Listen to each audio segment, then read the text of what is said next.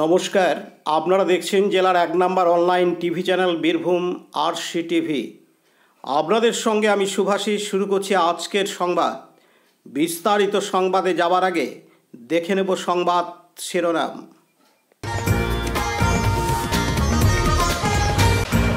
আসন্ন নবী দিবস উপলক্ষে সিউড়ি থানা চত্বরে বৈঠক।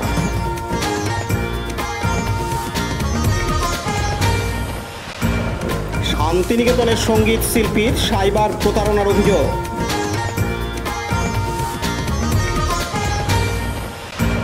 মাকদুম আশ্রম সমিতির উদ্যোগে বৃক্ষরোপণ কর্মসূচি। ফুটবল প্রতিযোগিতার চূড়ান্ত খেলা অনুষ্ঠিত হল লোকপুরে।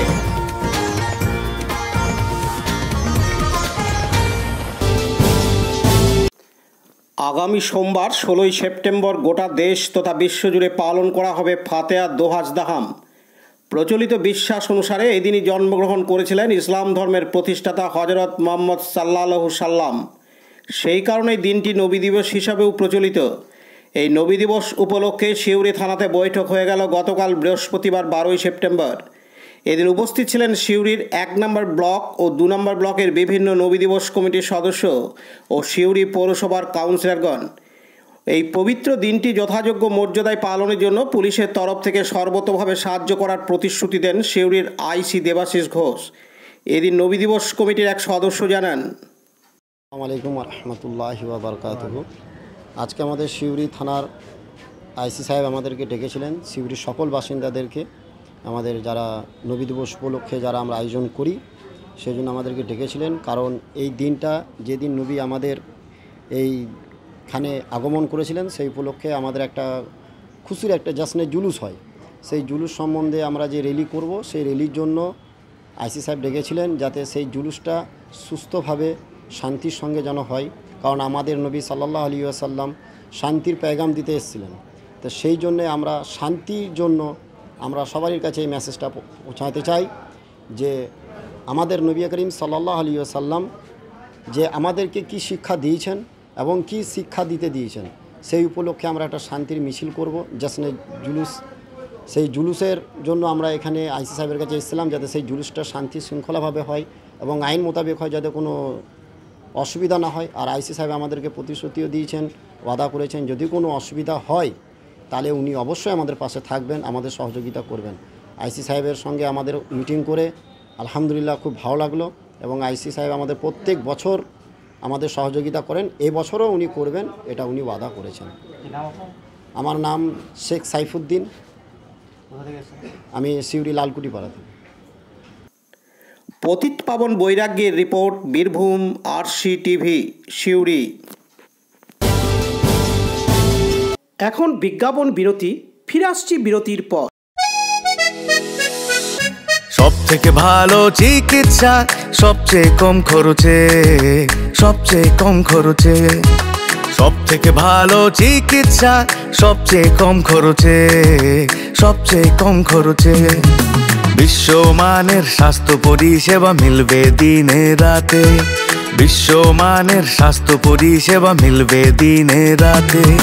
মণি মহেশ হসপিটাল, মণি মহেশ হসপিটাল, মণি মহেশ হসপিটাল, মণি মহেশ হসপিটাল। মণি মহেশ হসপিটাল, দুবরাজপুর, বীরভূম।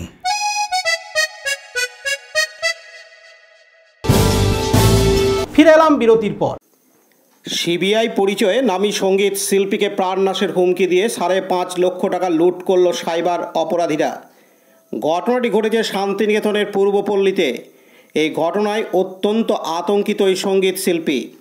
সুনিধি নায়েক নামের ওই শিল্পী বিশ্বভারতীর সঙ্গীত ভবনের প্রাক্তন ছাত্রী। তার নিজের বাড়ি আসানসোল হলেও কর্মসূত্রে তিনি শান্তিনিকেতনের পূর্বপল্লীতে একটি ভাড়া বাড়িতে থাকতেন। যেদিন ঘটনাটি ঘটেছিল সেদিন তিনি একা ছিলেন। তার দাবি, বাড়ির বাইরে অজ্ঞাত পরিচয় মানুষজনদের ঘোরাফেরা করতে দেখেছেন। দুষ্কৃতীরা তাকে সিবিআই পরিচয় দিয়ে ভিডিও কলের মাধ্যমে প্রায় গোটা দিন হোম অ্যারেস্ট করে রেখেছিল। এরপর তাকে ও তার বাবাকে প্রাণনাশের হুমকি দিয়ে অনলাইনের মাধ্যমে ৫.৫ লক্ষ টাকা আদায় করে সাইবার দুষ্কৃতীরা। তাৎপর্যপূর্ণভাবে তার ভাড়া বাড়ির 100 মিটারের মধ্যে রয়েছে শান্তিনিকেতন থানা ও এসডিপিও অফিস। ফলে নতুন ধরনের এই অপরাধের বিষয়টি জানাজানি হতেই শান্তিনিকেতনে তীব্র চাঞ্চল্যের সৃষ্টি হয়েছে। যদিও অভিযোগের পরিপ্রেক্ষিতে ঘটনার তদন্ত শুরু করেছে শান্তিনিকেতন থানা। উল্লেখ্য, গায়কির জন্য দেশ বিদেশে সুনিধি নায়কের খ্যাতি ছড়িয়ে পড়ে। নিজের শিক্ষা প্রতিষ্ঠানের শেকড়ের টানে মাঝে মধ্যেই থাকতেন শান্তিনিকেতনে। এর জন্য তিনি পূর্বপল্লীতে একটি বাড়ি ভাড়া করে নিয়েছিলেন। তার সঙ্গে প্রথম ঘটনাটি ঘটে গত মঙ্গলবার 10ই সেপ্টেম্বর বিকেলে। ওই সময় একটি অপরিচিত নম্বর থেকে ফোন করে তাকে হুমকির সুরে বলা হয়, সিবিআই থেকে বলছি, আপনার বিরুদ্ধে ব্যাংকের আর্থিক তছরূপের অভিযোগ রয়েছে। ভিডিও কলের মাধ্যমে আপনাকে হোম অ্যারেস্ট করা হলো। ন্যাশনাল সিকিউরিটি এজেন্সি আপনার উপর নজরদারি চালাচ্ছে। চালাকি করলে বিপদ। এরপর আরও কথাবার্তা বলে শেষমেশ তার অ্যাকাউন্ট থেকে প্রায় 5.5 লক্ষ টাকা তাদের দেওয়া অ্যাকাউন্টে পাঠিয়ে দেন। টাকা পেতেই দুষ্কৃতীরা যোগাযোগ বিচ্ছিন্ন করে দেয়। এরপর তিনি বুঝতে পারেন সাইবার দুষ্কৃতীদের দ্বারা তিনি প্রতারিত হয়েছেন। পরের দিন বুধবার 11ই সেপ্টেম্বর তিনি শান্তিনিকেতন থানায় অভিযোগ দায়ের করেন। তবে অভিযোগের পরে নড়ে চড়ে বসেছে শান্তিনিকেতন থানার পুলিশ। সংশ্লিষ্ট নম্বরগুলির বিরুদ্ধে সাইবার আইনে তদন্ত শুরু করা হয়েছে। এদিন সুনিধি নায়ক ঘটনা ঘটেছিল। ইন শর্ট যদি আমি বলি, আসলে আমাকে এবং আমার বাবাকে মার্ডারের হুমকি দিয়ে আমার ব্যাংক অ্যাকাউন্ট থেকে টাকা নেওয়া হয়। কার নাম করে, কি নাম করে? Hyderabad CBI police. কবে কবে কবে এসেছিল ফোনটা? ওয়েডনেসডে, বুধবার। কি বলে ফোন করে, কি জানিয়েছিল আপনাদের? মানে ফোন, এটা পুরো প্রসেসটা তো মানে গোটা একদিনের বিষয়। সো ইন শর্ট যদি আমি বলতে চাই, তাহলে ফোন করে ওরা ফার্স্টে জানায় যে আমার নামে কোনো ক্রেডিট কার্ড তোলা হয় হায়দ্রাবাদ ব্যাংক থেকে এবং আমি নাকি মানি লন্ডারিংয়ের কেসে যুক্ত। নরেশ গোয়েলের সাথে, নরেশ গোয়েল বলে কেউ একজন আছে, তার সাথে নাকি আমি মানি লন্ডারিংয়ের কেসে যুক্ত। তো এই বলে আসলে কনভারসেশন শুরু করা হয় that I am under arrest, I am suspect money লন্ডারিংয়ের কেসে। সো এটা নিয়েই কনভারসেশন আসলে শুরু হয় এবং শেষ হয় হচ্ছে আমার টাকা নিয়ে। আমাকে মার্ডারের হুমকি দিয়ে, আমার বাবাকে মার্ডারের হুমকি দিয়ে তারপর শেষ হয়। কত টাকা? ওভার 5 লাখ। হুমকিটা কারা দিয়েছিল? তারা তো বলে যে তারা হায়দ্রাবাদ সিবিআই পুলিশ, কিন্তু এখন তো আমি মানে বুঝতে পারছি যে তারা তো হায়দ্রাবাদ পুলিশ না, তারা তো ফ্রড। তো হুমকিটা তারাই দিয়েছিল। উনি ফ্রডের শিকার হয়েছেন? কমপ্লেন করেছেন?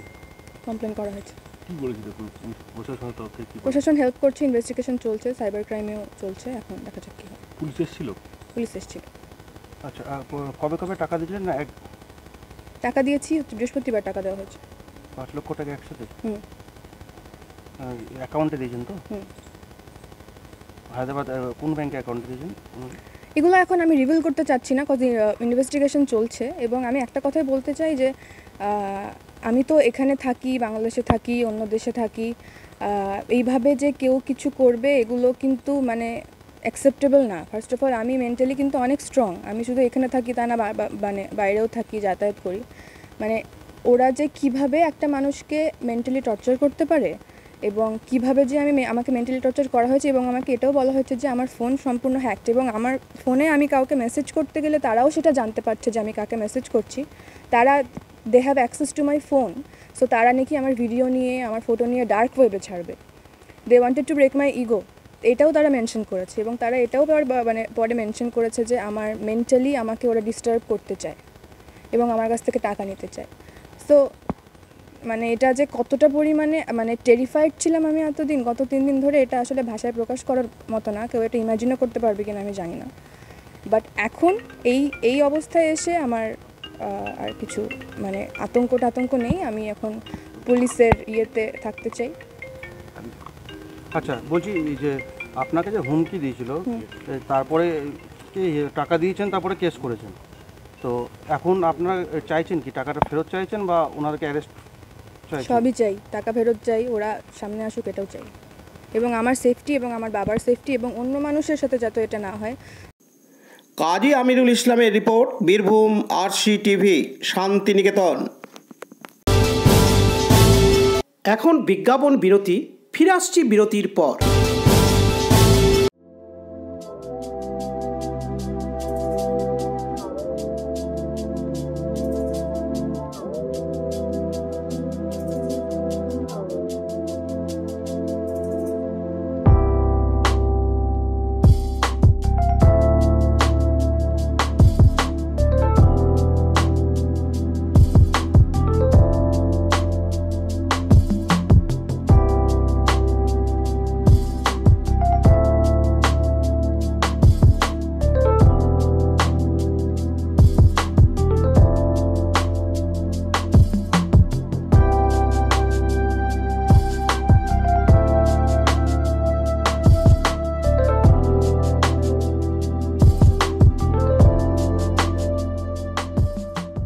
ফিরে এলাম বিরতির পর।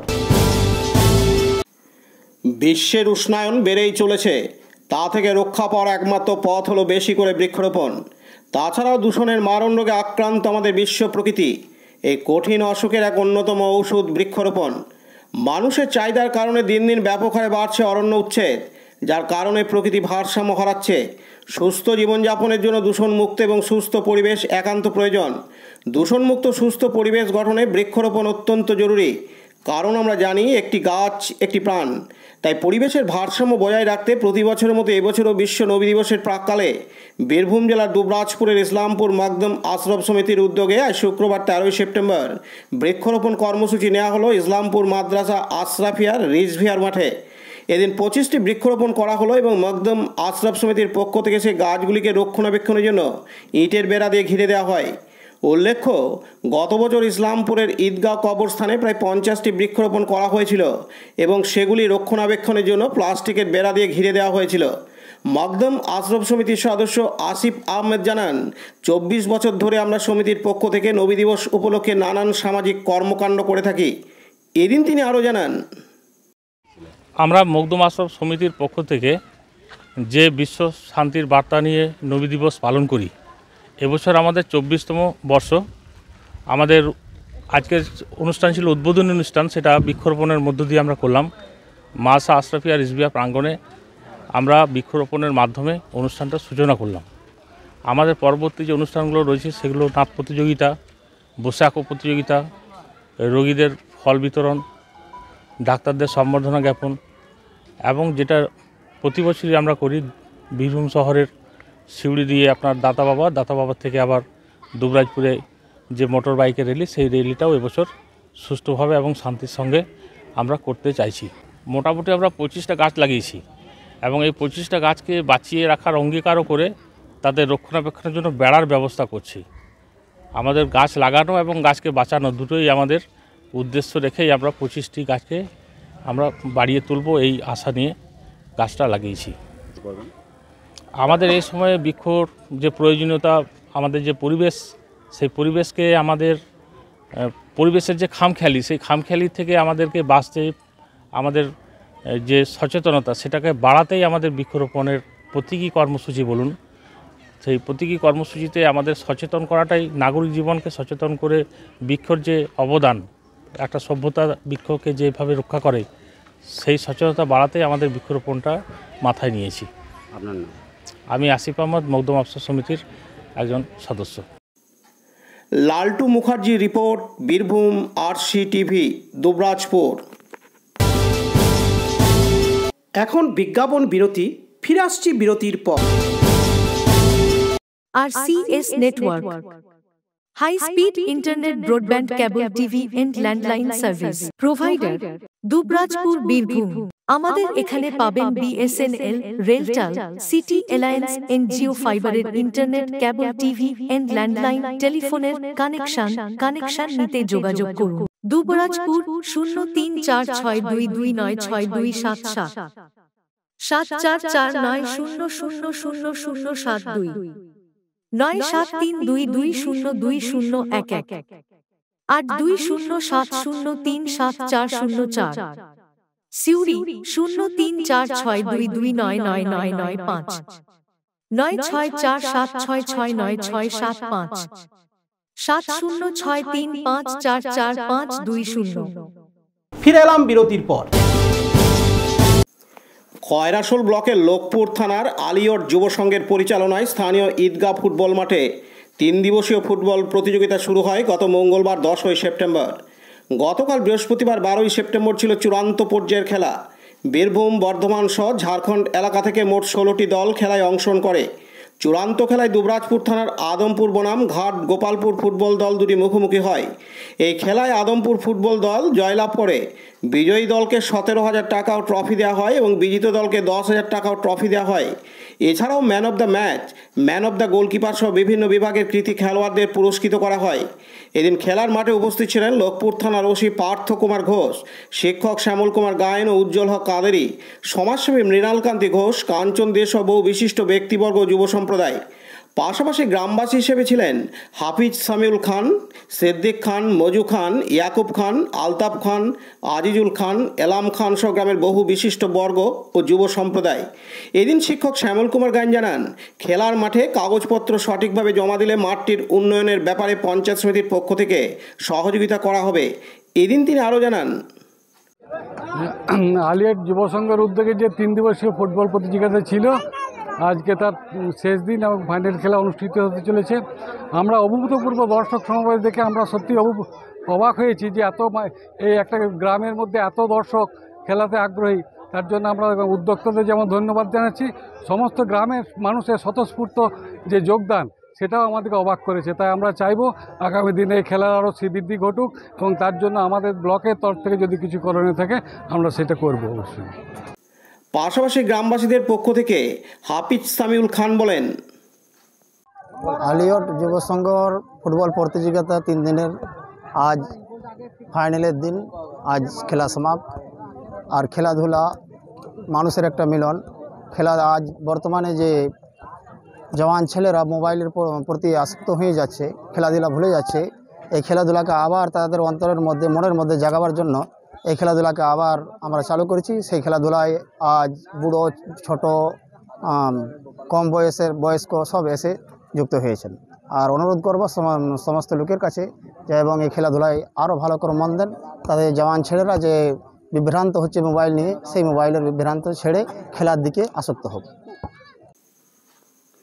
শেখ রিয়াজউদ্দিনের report, Birbhum RC TV, Lokpur. আজকের সংবাদ এই পর্যন্ত। পরবর্তী সংবাদের জন্য চোখ রাখুন বীরভূম আরসি টিভির পর্দায়। নমস্কার।